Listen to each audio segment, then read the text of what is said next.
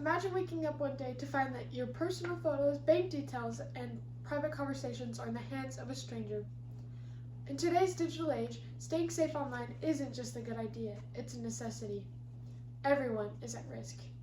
Statistics show that 55% of teenagers have given out personal information online to someone they didn't know, including photos and physical descriptions. To better improve their safety online, teenagers can set strong privacy settings, avoid sharing personal information with strangers or scammers, and by openly communicating with trusted adults. Many teenagers often overlook the seriousness of staying safe online. I used to be one of these teenagers until I learned for myself the consequences that can come from it. Since then, I have researched ways to better improve my safety online, added those guidelines to my phone, and prompted my friends and family members to do the same. Teenagers can quickly and easily better their safety online by following these 3 steps. Step number 1, setting regulations on social media apps.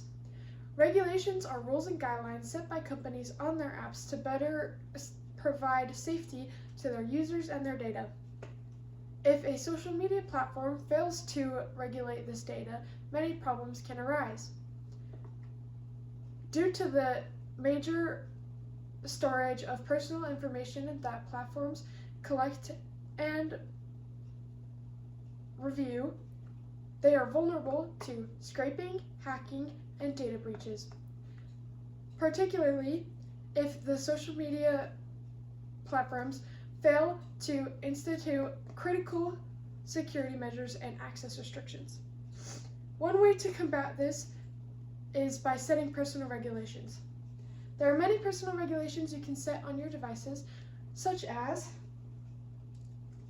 two-factor authentication. Two-factor authentication requires 2 forms of identification to verify a user's identity, usually on 2 separate devices. The FTC recommends two-factor authentication to add an extra layer of protection because even if a hacker has your username and password, they cannot get that second identity verification. The next regulation you can set is by setting strong passwords.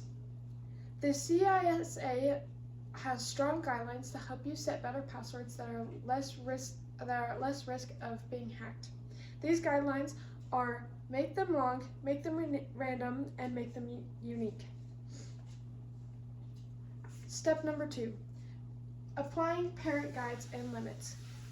Parent guides are software tools that allow a parent to monitor, filter, limit, and block what a child sees and does online. Here are 2 amazing tools on Instagram that you can use to protect your teenager's safety. The first tool is Teen Safety Settings. Teen Safety Settings are run by a parent or guardian that allows them to view and control account privacy, time management, and to regulate what the teen says and does online. The next tool is the Supervision feature.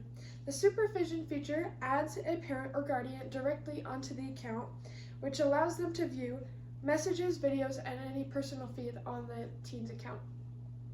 Without guides, the risk of teenagers being exposed to negative content increases.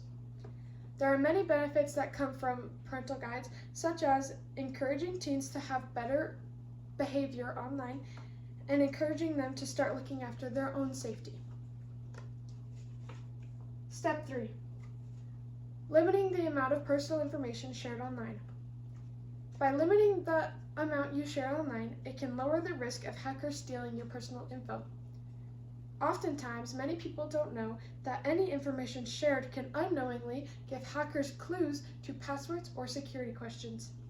There are many scamming techniques that hackers use after finding out personal information about a user, such as identity theft, phishing scams, cyberstalking, financial fraud, and social engineering.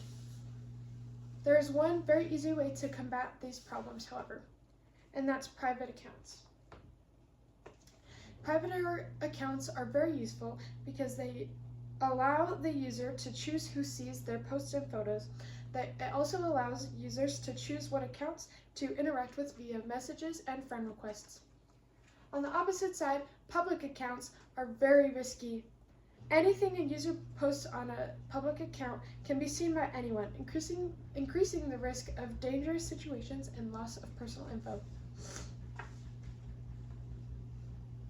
Throughout this presentation, I have stressed the importance of staying safe online. However, any user that follows the 3 steps, setting regulations on social media apps, applying parent guides and limits, and limiting the personal amount of info shared online, all users, teenagers and adults alike, will be able to better enjoy the digital world. Always remember, stay informed, stay alert, and stay safe. Thank you.